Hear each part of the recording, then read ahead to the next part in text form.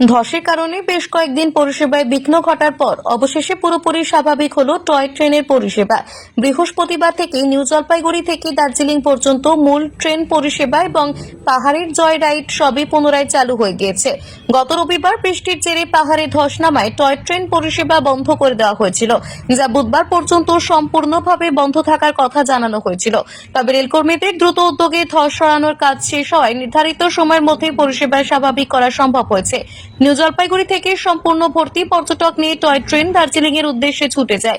একইভাবে দার্জিলিং থেকেও train new Jalpaiguri ফেরে।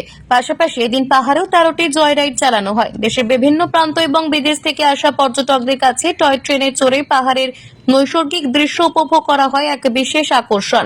তাই অনলাইনে আগে থেকেই বুকিং করে রাখা ট্রেন চালু হতেই তা ভরে যায়। পরিষেবা স্বাভাবিক হওয়ায় পর্যটকদের মধ্যে আনন্দের ঢেউ লেগেছে। পরিষেবা বন্ধ থাকায় পর্যটকদের নানান প্রশ্নের মুখে পড়তে হচ্ছিল রেল কর্তৃপক্ষকে। দ্রুত ধস সরিয়ে পরিষেবা চালু হওয়ায় রেলও স্বস্তির নিঃশ্বাস ফেলেছে।